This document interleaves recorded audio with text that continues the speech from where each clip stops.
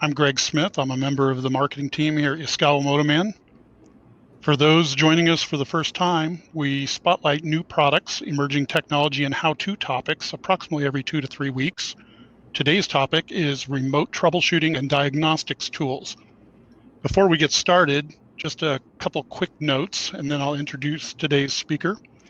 If you have any questions, submit them via the chat console on the right side of your screen. We'll have a question and answer session at the conclusion of the presentation. We'll answer your questions then. Also, if you have any technical issues, we have some people monitoring on the sidelines who can assist you and also use the chat panel for that.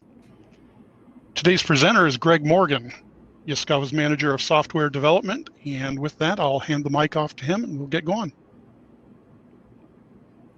Thanks, Greg. And thanks to everyone for joining. I appreciate your attendance and the discussion on remote troubleshooting tools. Questions that have been submitted. I'm just going to go ahead and start popping those up. Today, we'll be talking about general requirements for remote connections and remote troubleshooting.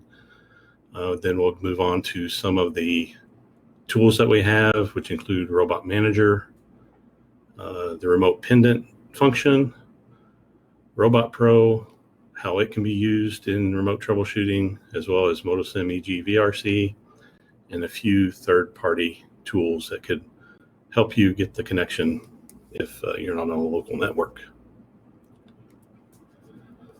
So in general, of course, we'll need the robots connected over an Ethernet connection. This doesn't have to be a gigabit Ethernet network. A 10-100 network is fine for our robot controllers.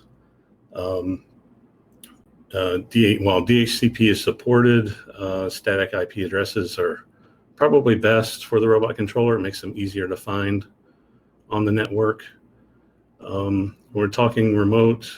We're talking anywhere not directly next to the robot controller. So that could be on a local area network, your plant network.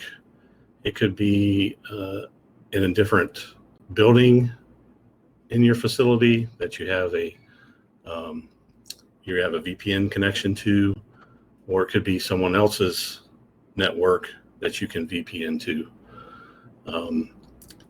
Now, enabling servo power and jogging the robot are not permitted over this type of remote connection. It's mainly meant to retrieve data and files and view status of the robot controller. So we're not talking about remote control of the robot or teleoperation of the robot in any form.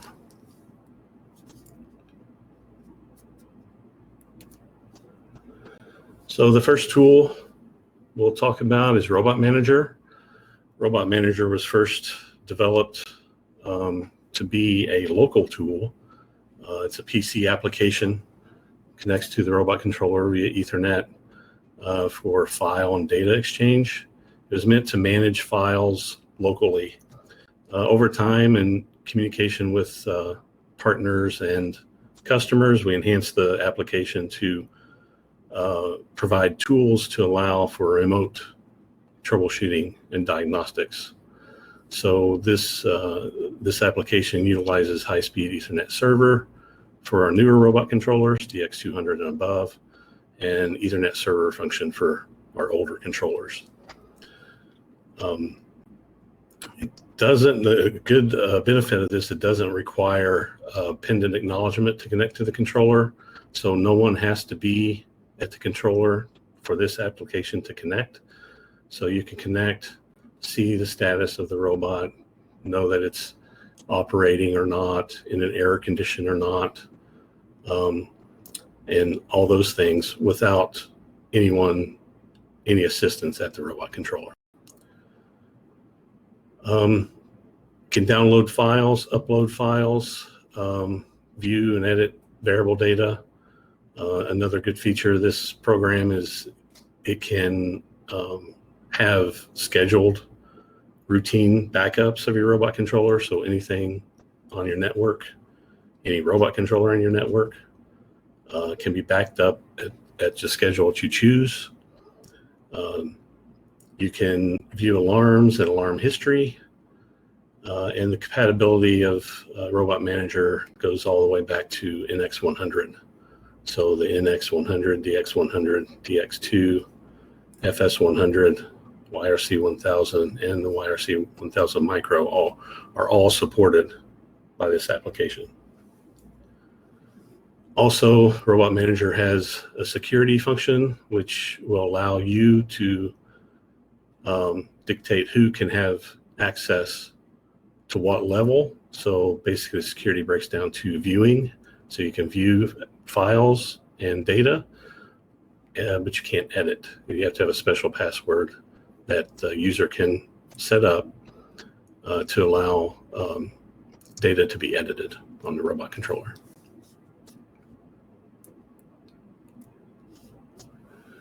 One of the additional tools of Robot Manager to help with remote troubleshooting is the live monitor. So with this interface, you can select a few items of variable data, a few I/O signals, and some register data, some position variables, and those items will be updated near real time. So as the robot controller's operating, you can monitor this information and get a good idea of what's going on with your program and your robot from a remote location. So you can specify what variables to watch. If you're having a problem with a loop counter or some data from a vision system, maybe you can verify that information while the robot's in operation from a remote location.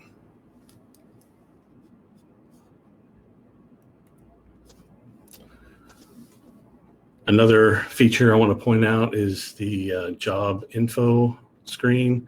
So this will display the current running robot program and indicate where the execution line is. Again, this is near real time. Makes it real easy to see if the robot's stopped waiting in a loop, or in this case, stopped on a pause command. You can easily see the status of concurrent tasks of the robot controller. So if you have multiple programs running simultaneously, you can switch to those programs and see their status and diagnose your program to see if it's stuck in a loop, or if you have some incremental problem or some arithmetic problem, you can diagnose that while it's running.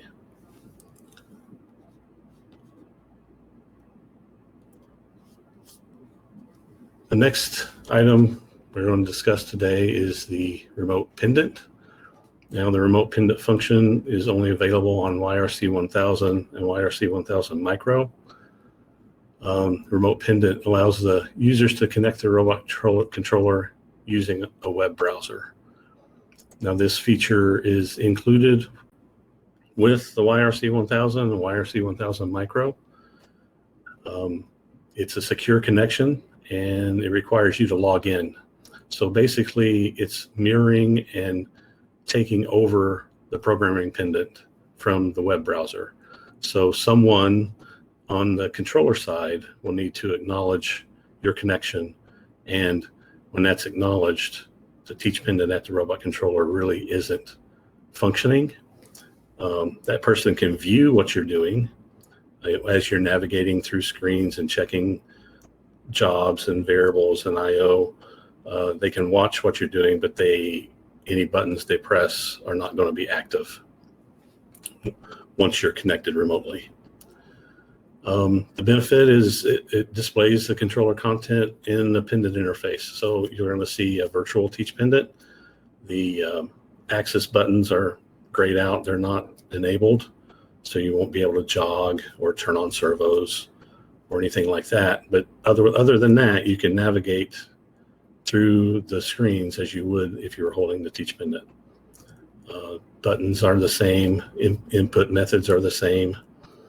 You can't test start forward a program or anything like that either. No jogging or execution of a program is allowed from this remote connection.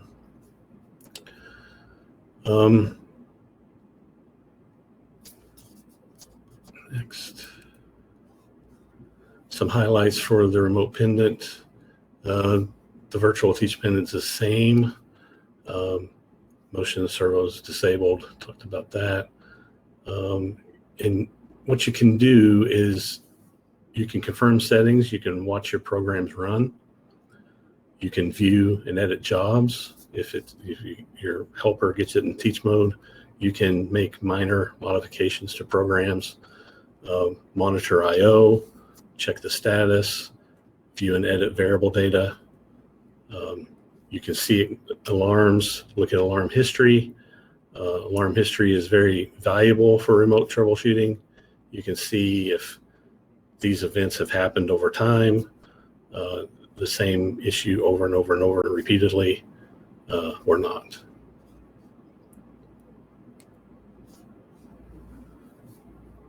Another tool that's great to use in remote troubleshooting, since you can't really see the robot, is MOTOSIM, EG-VRC. Of course, that's our 3D simulation of the full robot controller.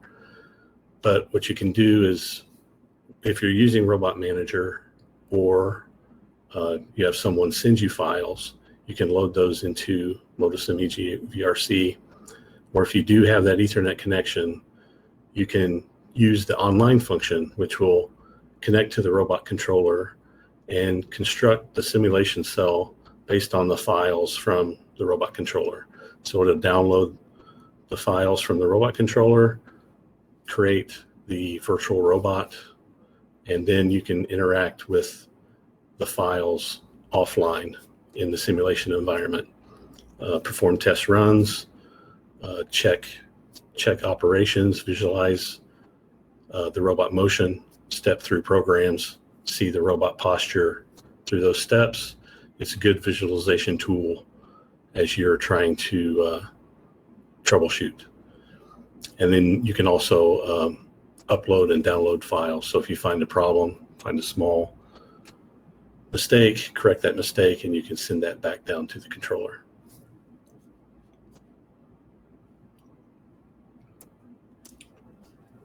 ROBOTPRO.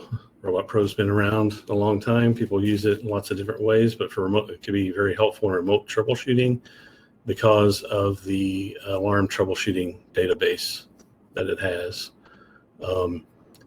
It has all of the alarms that you'll ever encounter in the robot controller, provides possible cause and remedies for those alarms. It also has detailed test and repair procedures with illustrated graphics and wiring diagrams to help you along the way. ROBOTPRO would be a great addition to your remote troubleshooting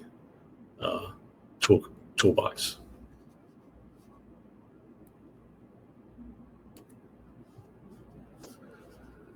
So an important part of this is getting the actual connection to the robot controller. So I've listed 3 industrial VPN routers that we know are compatible with our equipment. Axatrax, Phoenix Contact, and Ewan. These industrial VPN routers are a good solution. If you can't get a direct VPN, it can enable and disable specific devices on the network, so you're not exposing this remote connection to a lot of devices on your plant network, so you can limit connectivity. And then some of these providers offer cellular solutions, so you're not on the customer's plant network or your plant network at all. You're using a cellular network to connect to the robot controller, and it's completely on demand. So once the service is over, you can disconnect and you don't have to worry about any network access. And of course, with all of these tools, you need to consult your IT department for the best solution for your network requirements.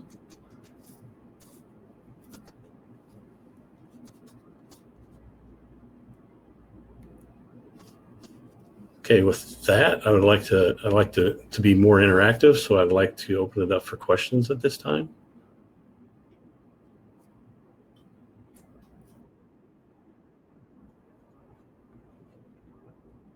up on the screen, and I'll read them aloud.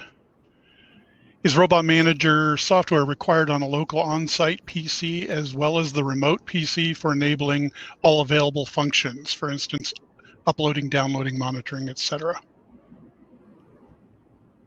Okay, that's a good question. So it can be standalone. You don't need the local PC to be connected, so you can directly connect from the remote PC to the robot controller. However, if you're having trouble connecting to the robot controller and there is a PC that's on the local network that has Robot Manager, you could use a tool like Remote Desktop to get to Robot Manager on that local PC. So you only need one copy of Robot Manager to connect to the robot controllers on the network. You don't need a local one and a remote one. All right. I hope that answers.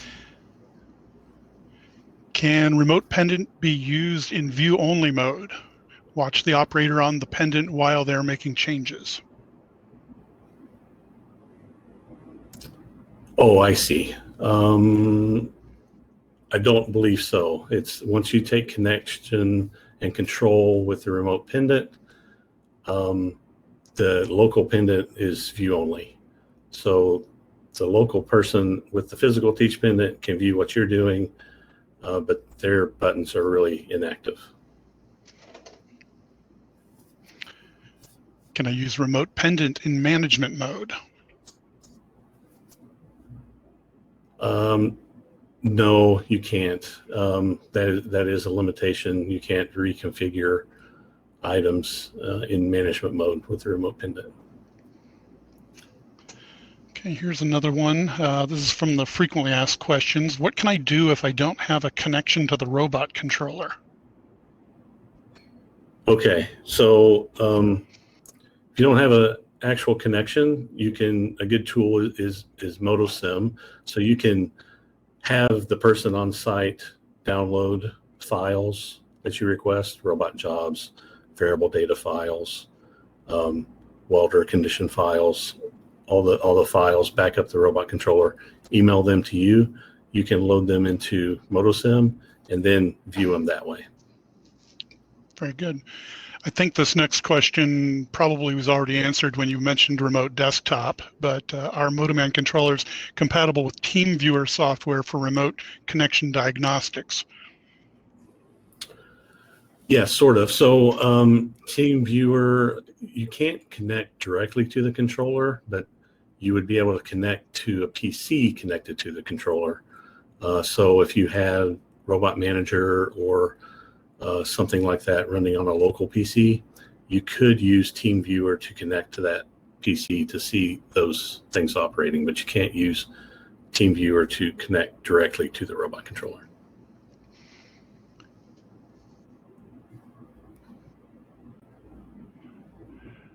Do any of these remote troubleshooting tools bog down the robot controller processing speeds when connected? I have previously had data sending errors show up connecting via an E1 with Robot Manager. If there's large amounts of data, I could see where it could bog down the robot some, but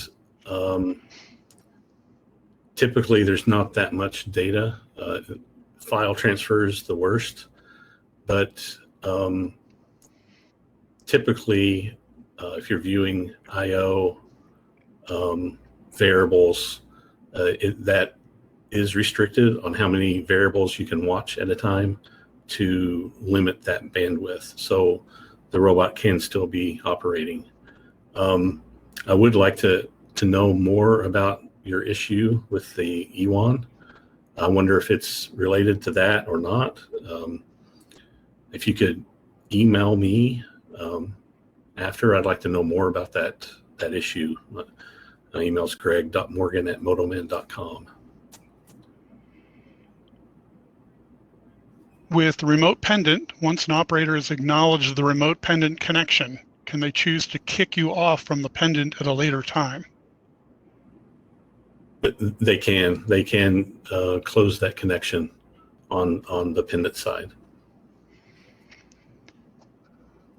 Will the e-stop on the teach pendant still function when using the remote pendant? Oh, that's a good question. And yes, it will. The e-stop is a safety circuit, and it's hardwired, so it won't be bypassed with the remote connection, so it is still active.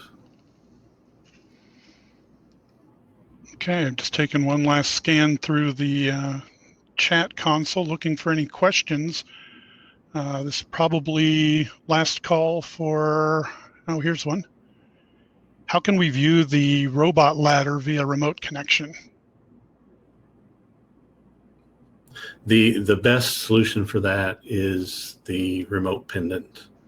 So the remote pendant, you can navigate to the ladder viewer of the pendant and see it. If you're on an older controller and using Robot Manager, you can download the ladder file and use ladder editor to visualize the ladder program. Okay. Well, not seeing any more questions. I guess I'll make last call, and if none pop up, we'll shut this down for this week.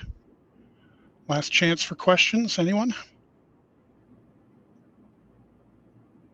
Okay, seeing nothing, I just wanted to remind everybody that you can replay today's presentation and as well as past webinars on our website. Just go to motoman.com, the About menu, and then Webinars. You'll be able to see a schedule of future webinars, past webinars, and you will also receive a link to the direct video replay. We hope to see you again at our next webinar on September 1st for a presentation of MLX 300 overview and cost-saving advancements. As always, thank you for spending part of your day with us. Have a good day.